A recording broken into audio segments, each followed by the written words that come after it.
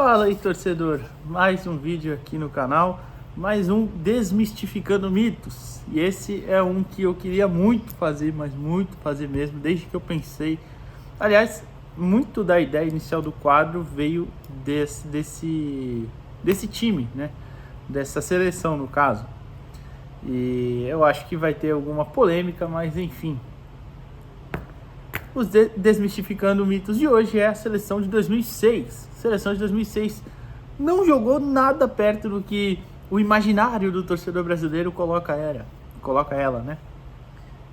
Inclusive, você já deve ter visto essa foto aí para entrar para vocês em um tweet ou algum post, sei lá, em qualquer rede social, falando isso é que era a seleção de verdade, isso que dava gosto de torcer.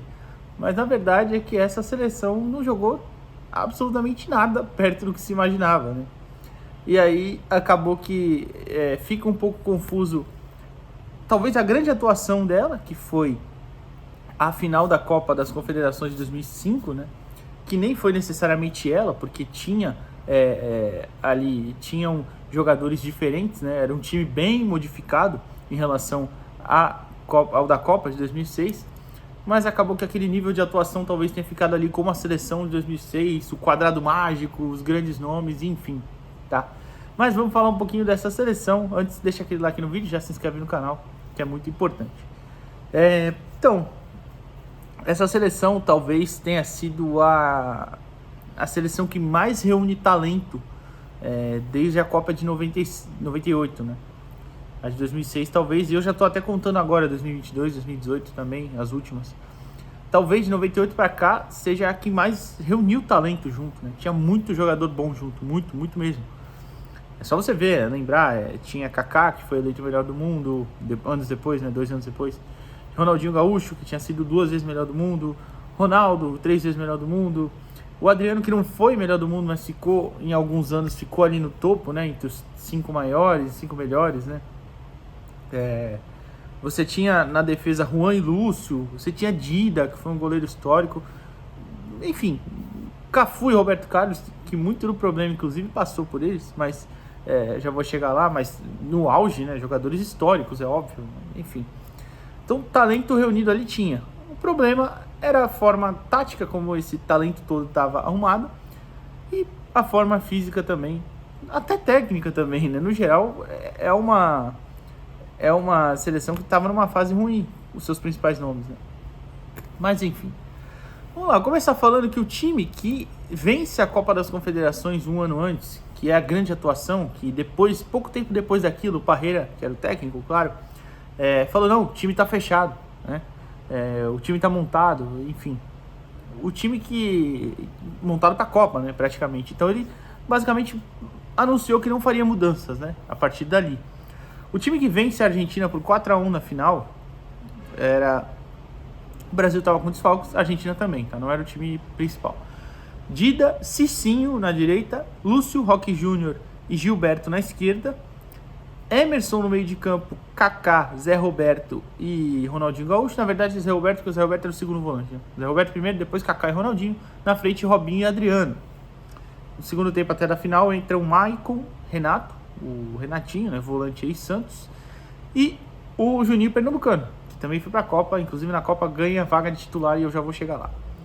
E a Argentina tinha Lux, Zanetti, Colotini, Heinz e Placente, Cambiasso, Riquelme, Bernardi, Sorin, Delgado e Figueroa.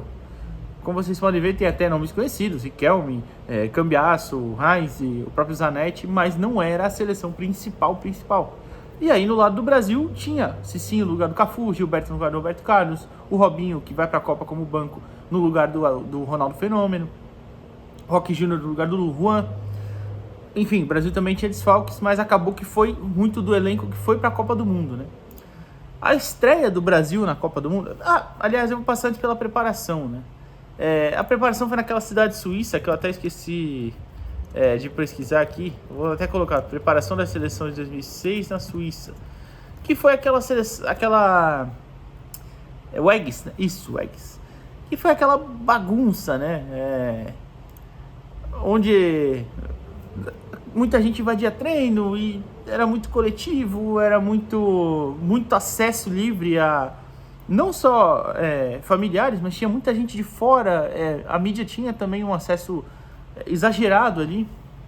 Muitas das vezes não tinham treinos, não digo nem treinos mais específicos, não tinha um tipo de treinos, era muito coletivo, muita brincadeira, toda hora alguém invadindo para tirar foto com o Ronaldinho, com o Ronaldo, com o Kaká, enfim. Muito, então, teve essa preparação é uma cidade pequena, inclusive, que ficou tomada até pela seleção e pelas pessoas que foram acompanhar.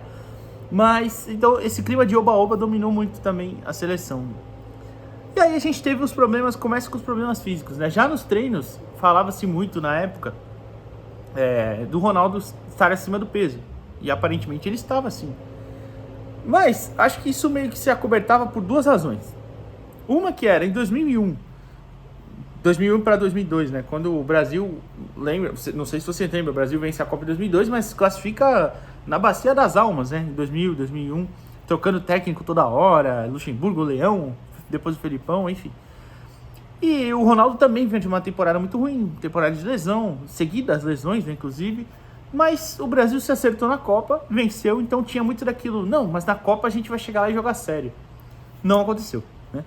E também porque a temporada da nossa dupla de ataque, que era a dupla, não sei se é a dupla principal do Quadrado Mágico, mas os caras que faziam os gols, né? Então, não tinha sido tão ruim. Não foi das melhores para o nível dos dois, não foi.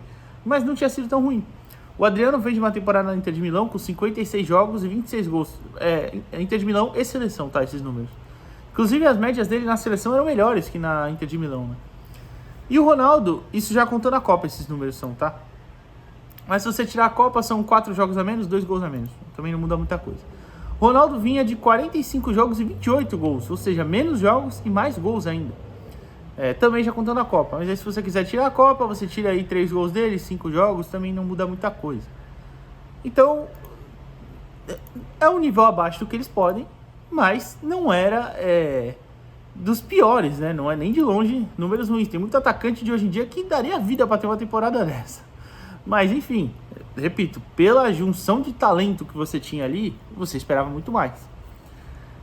E aí começam os problemas dentro de campo, né? O Brasil começa a Copa com a escalação. O Brasil vence a Croácia na estreia, não sei se vocês lembram, por 1-0 gol do Kaká, né? E foi uma partida muito ruim, muito fraca. O Brasil parado, o Brasil não se movimentava, o que era um grande problema, que eu vou chegar já já também. Mas o Brasil começa a Copa com Dida, Cafu, Lúcio, Juan e Roberto Carlos, Emerson, Zé Roberto, Kaká e Ronaldinho Gaúcho, Adriano e Ronaldo. No segundo tempo entra o Robinho. Essa escalação mudou muito até a partida derradeira contra a França, que o Brasil é eliminado. Naquela partida da eliminação, as quartas de final, que o Brasil perde de 1-0, vou a caneta. O Brasil tinha Dida, Cafu, Lúcio, Juan e Roberto Carlos, a zaga se manteve, mas aí o Gilberto Silva ganha a vaga do Emerson, o Zé Roberto continua ali, o Zé Roberto foi talvez o melhor jogador do Brasil na Copa, né? Depois ele chega pro Santos, inclusive, com muita pompa por isso. O Juninho Pernambucano ganhou a vaga do Adriano e foi pro meio de campo, que era para ter uma... como é que eu posso dizer?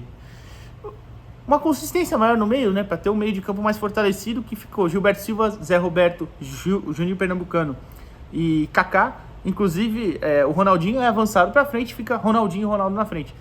E aí muda, né? O quadrado mágico deixou de ser um quadrado, até fica com o Gilberto um pouco atrás, o Zé na esquerda, o Juninho na direita um pouco à frente e o Kaká mais avançado.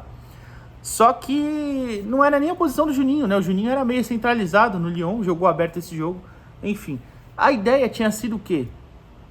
Preencher mais o meio de campo, porque o Brasil tinha tido algumas dificuldades, né, nos outros jogos. É que o Brasil pega um grupo um pouco fraco, né, com a Croácia, mas principalmente a Croácia, o Japão e a Austrália, né? O Brasil vence. E a Austrália, eu vou até conferir aqui, só para ter certeza, mas eu acho que é isso mesmo. E depois, né, o Brasil pega nas oitavas de final Gana. E Gana tinha até um bom time, mas foi para cima do Brasil. E aí o Brasil, no contra-ataque, matou a seleção ganesa sem muitos problemas, né? Mas o Dida, inclusive, é a Austrália mesmo. O Brasil venceu os 3 jogos da fase de grupos. O Brasil, inclusive, precisou do Dida para fazer algumas defesas, né, naquela partida em questão contra a Gana. Mas, enfim. E aí, o Juninho ganha aquela vaga para ter um meio de campo mais preenchido, porque o Brasil pecava muito nas movimentações, muito, muito mesmo. E a ideia era essa, de você ter um meio mais preenchido e conseguir se movimentar mais, dar mais alternativas, principalmente para o seu ataque, né? E nisso, o futebol mundial já tomava como é que eu posso explicar? Um rumo diferente do Brasil, né? O Brasil talvez tenha sido ali que tenha começado a ficar um pouco mais atrás em termos táticos, né? O mundo já se preparava para jogar igual a França jogava, igual a própria Austrália joga assim naquela partida. A Austrália joga com o Cahill como meia atrás do centroavante, que era o que jogou um bom tempo no Liverpool. Esqueci o nome dele. Viduka.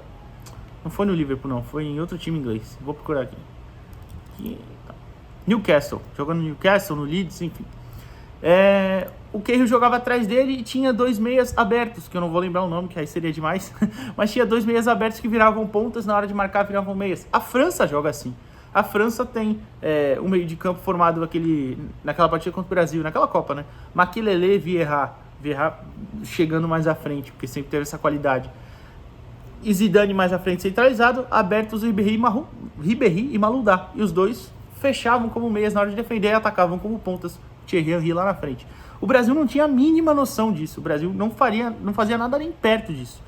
E isso foi uma das coisas que eu acho que prejudicou muito. Essa ligação era muito falha entre meio e ataque e movimentações. E tanto que o Zidane deita ali, o Zidane desfila no meio de campo do Brasil sem dificuldade nenhuma, isso com o meio de campo reforçado. Se fosse aquele meio de campo com Emerson, Zé Roberto, Kaká e Ronaldinho, ele desfilaria ainda mais, tá? Mas enfim. E aí eu chego em um outro momento também que é muito importante, já caminhando para o final do vídeo. O Brasil, aquele jogo, tem uma chance contra a França. Uma chance. Que foi a do Ronaldo no final da partida já. E assim, nós tínhamos 2 jogadores históricos nas laterais, é verdade. Cafu e Roberto Carlos são jogadores assim que... Pra mim o Cafu é o maior lateral direito que eu vi jogar, tá? Mas o final de carreira dele foi um pouco abaixo, né? E os dois já não tinham mais o mesmo vigor para subir e voltar a todo momento. E com o time afunilando muito pro meio, o time jogava muito pelo meio, não tinha pontas, porque justamente como eu falei, essa movimentação que a França tinha de você abrir Malouda e Ribéry e jogar pelos lados, o Brasil não tinha. Porque não tinha nenhum jogador para fazer isso, né? Você tinha muito o Ronaldinho, que talvez até fizesse um pouco, mas também na seleção ele nunca correspondeu o que ele correspondeu no Barcelona, ou no Galo, enfim. Mas naquele ano também, o Parreira coloca ele para jogar por dentro, então não tem culpa. O Kaká sempre foi um jogador muito centralizado também, o Zé também, o Ronaldo e o Adriano nem se falam, né? O Ronaldo ainda mais. O Adriano até também partia muitas vezes da direita para dentro, mas não era característica.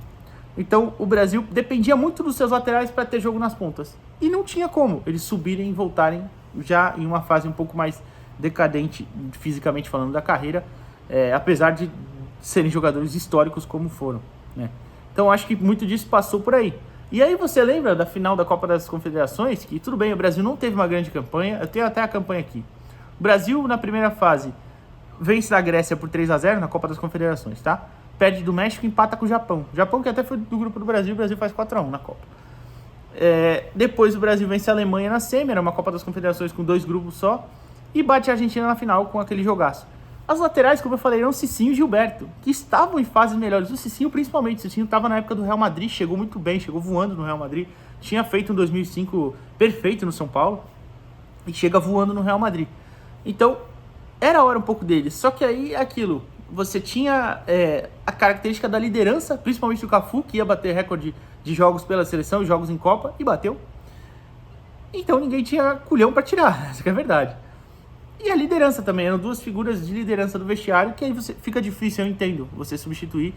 Mas o Brasil não podia chegar na Copa do jeito que chegou. E é o que eu falo, não jogou nem de longe o que o torcedor imagina, nem de longe o que poderia jogar. Porque, repito também, era muito talento reunido, realmente.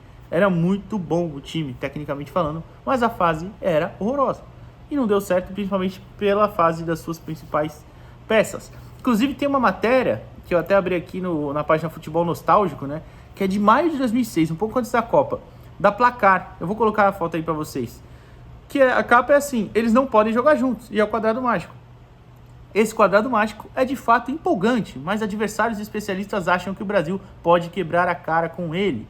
Essa matéria eu fico devendo de quem é, mas eu acho que é do Arnaldo Ribeiro, tá? Se não for do Arnaldo Ribeiro, é do Lédio Carmona. Não, a do Lédio é um ano antes, até que em um vídeo o Biratan Leal, quando ele tinha o canal dele aqui ativo, era muito bom, inclusive, é que agora ele faz pra ESPN, né, não no dele, mas enfim. A matéria do Lédio, eu acho que fala pela má fase do Cafu, do Roberto Carlos e do Dida. Essa é do Arnaldo Ribeiro, se eu não estou enganado.